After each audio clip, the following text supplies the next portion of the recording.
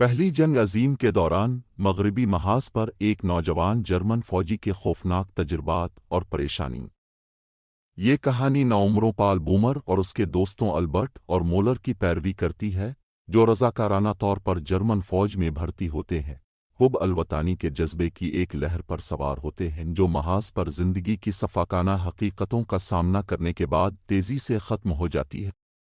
دشمن کے بارے میں پولیس کے تصورات اور تنازعات کے حقوق اور غلطیاں جلد ہی ختم ہو جاتی ہیں۔ تاہم، جنگ بندی کی الٹی گنتی کے درمیان، پال کو آخر تک لڑائی جاری رکھنی چاہیے۔ اس کے علاوہ اور کوئی مقصد نہیں کہ جرمن جارحیت پر جنگ کو ختم کرنے کی اعلیٰ قیادت کی خواہش کو پورا کیا جائے۔ پہلی جنگ عظیم کے آغاز میں، پال بومر تھامس ایک نوجوان جرمن محب وطن ہے جو لڑنے کے لیے بے چین ہے۔ اسکول میں پروپیگنڈے سے متاثر ہے کر وہ اور اس کے دوست گریجویشن کے فوراً بعد فوج کے لیے بے تابی سے سائن اپ کرتے ہیں۔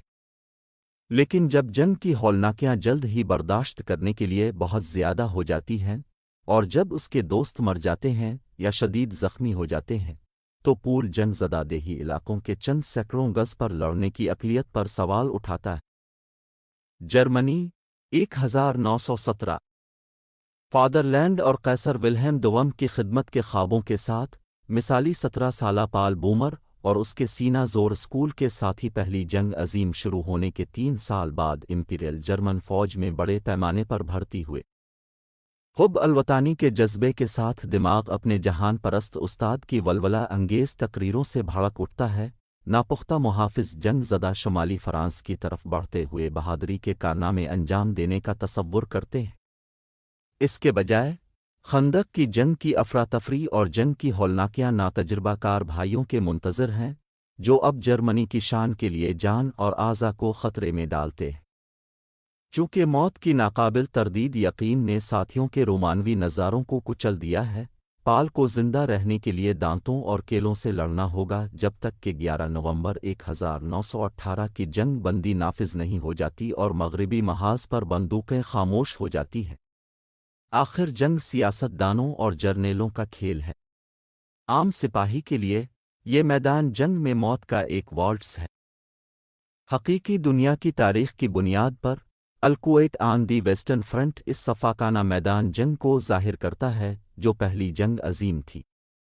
جرمنی کے لیے لڑنے والے فوجیوں کی آنکھوں میں بے لگام سختی، مایوسی اور ناامیدی، اور ان میں سے کتنے جنگجو صرف وقت کے ہاتھوں ہار گئے۔ حقیقی دنیا کی تاریخ کی بنیاد پر، الکویت آن دی ویسٹرن فرنٹ اس شفاقانہ میدان جنگ کو ظاہر کرتا ہے جو پہلی جنگ عظیم تھی۔ جرمنی کے لیے لڑنے والے فوجیوں کی آنکھوں میں بے لگام سختی، مایوسی اور ناامیدی، اور ان میں سے کتنے جنگجو صرف وقت کے ہاتھوں ہار گئے۔ یہ 1917 کی بات ہے، اور جرمنی میں جنگ کے وقت یہ عظیم جنگ کا تیسرا سال ہے، کیونکہ ایک جنگل کے قریب منجمد زمین پر بہت سی لاشیں بکھری پڑی تھیں۔ زمین کی تزئین کے ذریعے شدید فائرنگ کی آوازیں سنائی دیتی ہیں۔ جرمن اور فرانسیسی اپنی خندقوں سے ایک دوسرے پر حملہ کرتے ہیں۔ جرمن افسر اپنے جوانوں کو خندقوں سے نکال کر دشمن کی پوزیشنوں کی طرف دھکیل دیتے ہیں، اور وہ درجنوں میں ذبح ہو جاتے ہیں۔ چند ماہ قبل جرمن فوج اپنے مردوں کو اجتماعی قبروں میں دفن کرتی ہے، لیکن دفن کرنے سے پہلے ان کی وردی اور جوتے اتار دیتی ہے۔ برآمد شدہ یونیفارم کو ٹرین کے ذریعے صنعتی لانڈرومیٹ کو بھیجا جاتا ہے، جہاں انہیں دھویا اور خشک کیا جاتا ہے۔ پھر انہیں مرمت کے لیے سلائی فیکٹری بھیج دیا جاتا ہے۔ مرمت شدہ یونیفارم واپس فوج کو بھیج دیا جاتا ہے۔ پال بومر، فیلکس کیمیرر کا اپنی عمر کے بارے میں جھوٹ بولتے ہیں تاکہ وہ اپنے دوستوں Ludwig Beham, Adrian Grunwald, Franz Muller, Moritz Klaas, Albert Krupp, Aaron Hilmer اور ٹی جارڈن سٹیک فلیٹ، ایڈن ہسنووک کے ساتھ اندراج کر سکے۔ وہ بہت ہی نوجوان ہیں جو رومانوی حب الوطنی کے تصورات سے بھرے ہوئے ہیں۔ پال ایک بھرتی کیمپ میں رپورٹ کرتا ہے اور اسے ری سائیکل یونیفارم دیا جاتا ہے۔ جنگ کی حقیقت ان کے جوش و خروش کو تقریباً فوراً ختم کر دیتی ہے۔ جلد ہی، بہت جلد، پال کو ایک خندق میں پھینک دیا جاتا ہے جس میں بہت کم سامان، کم سے کم تربیت، صرف بنیادی فوجی پریڈ اور رائفل کو صاف کرنے کے بارے میں ہدایات اور اس کی پیٹھ پر ایک اور فوجی کی تیزی سے مرمت کی گئی وردی۔ گروپ کو مغربی محاذ پر لے جایا جاتا ہے، لیکن ٹرک کو ایک ڈاکٹر نے موڑ دیا ہے جسے 40 زخمیوں کو واپس اڈے کی حفاظت میں لے جانے کی ضرورت ہے۔ یونٹ کو سامنے کی طرف مارچ کرنے کے لیے بنایا گیا ہے اور راستے میں فرانسیسی گیس کے حملے کا نشانہ بنتے ہیں۔ یونٹ خندقوں تک پہنچتا ہے اور اسے باقاعدہ بارش کے وسط میں گہرائی سے پانی نکالنے کے لیے کہا جاتا ہے، اور گولیوں کی گولیوں اور پھٹنے والے گولوں کا ایک مسلسل ڈرون۔ گھڑی کے طور پر اپنی پہلی رات پال کو سنائپر کی گولی لگی، لیکن خوش قسمتی سے یہ ہیلمٹ سے ٹکرا گئی اور پال بچ گیا۔ صرف ایک بوڑھے تجربہ کار اسٹینسلاؤس کیٹزنسکی البورچٹ شوچ کا سخت مشورہ اسے اپنے پہلے دن ہی ایک اور بے ہودہ اعداد و شمار بننے سے روکتا ہے۔ ایڈ پال کو گولی مارنے، پوزیشن تبدیل کرنے اور زندہ رہنے کے لیے کور کرنے کو کہتی ہے۔ بہت سے فوجی اپنے پہلے توپ خانے کے بیراج کے دوران گھبرا جاتے ہیں جب جرمن اپنے بنکروں میں چھپ جاتے ہیں اور ان پر مسلسل گولہ باری کی جاتی ہے۔ چھت غاروں اور بہت سے فوجی بنکر کے اندر مر جاتے ہیں۔ جیسے ہی پال کو بچایا گیا، وہ پوری خندق کو تباہ شدہ دیکھنے کے لیے باہر نکلا۔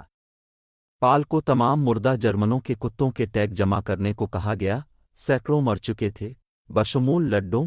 18 ماہ بعد 7 نومبر 1918 جرمن آرمی کمانڈ میتھیاس ایرزبرگر ڈینیل برہل وزیر دفاع ہیں اور بتایا جاتا ہے کہ 40,000 جرمن اکیلے پچھلے چند ہفتوں میں مر گیا اور یہ رجحان بدتر ہوتا جا رہا ہے۔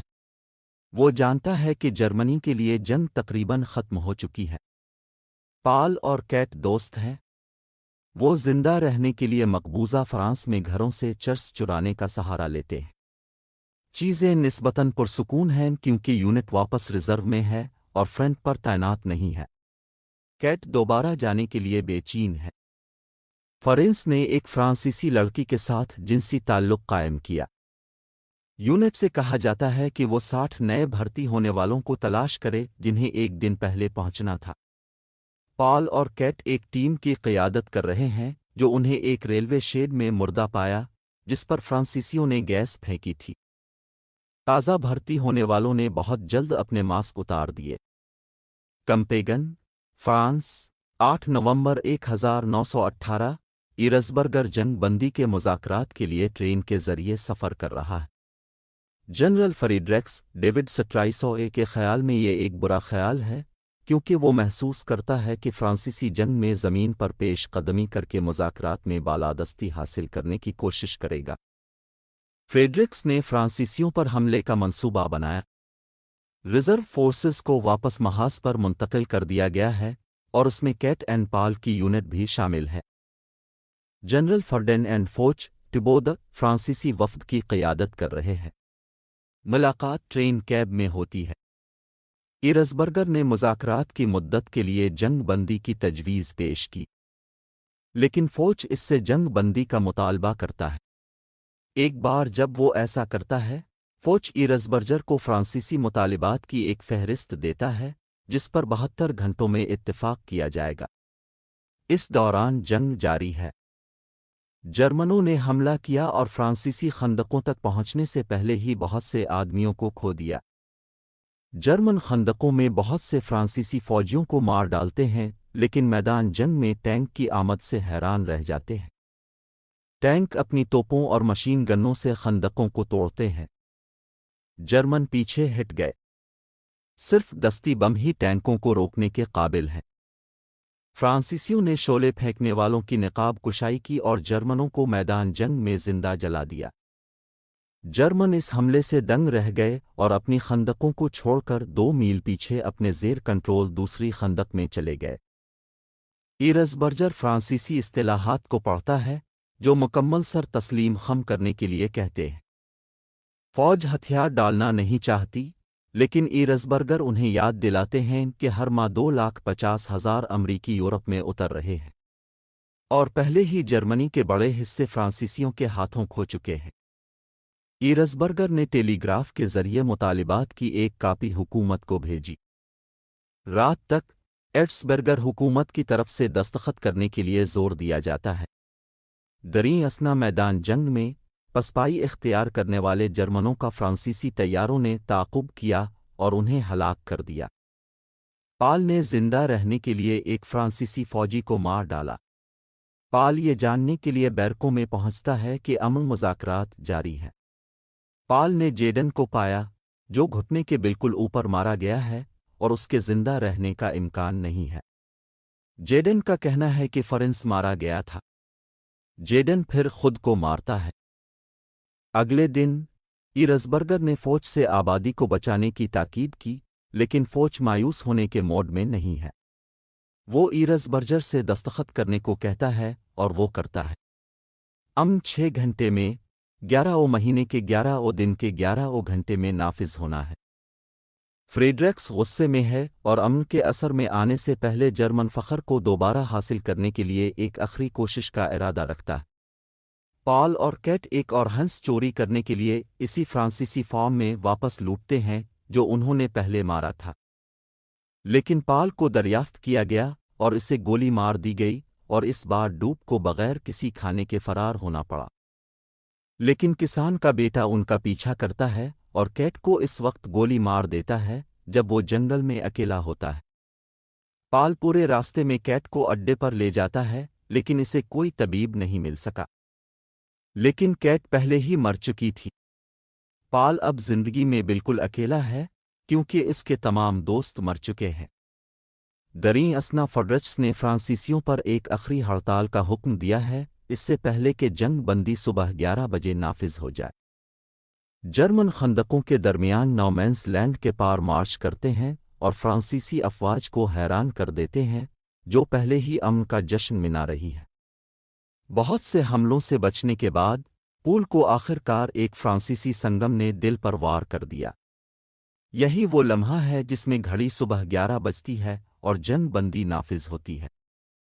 ایک اور نوجوان جرمن لڑکے کو مردہ جرمن فوجیوں کے تمام کتوں کے ٹیگ جمع کرنے کا کام دیا گیا ہے۔ 4 سال کی جنگ میں فرنٹ لائن بمشکل حرکت میں آئی۔ 30 لاکھ فوجی خندقوں میں مارے گئے۔ پہلی جنگ عظیم میں مجموعی طور پر 17 ملین افراد ہلاک ہوئے۔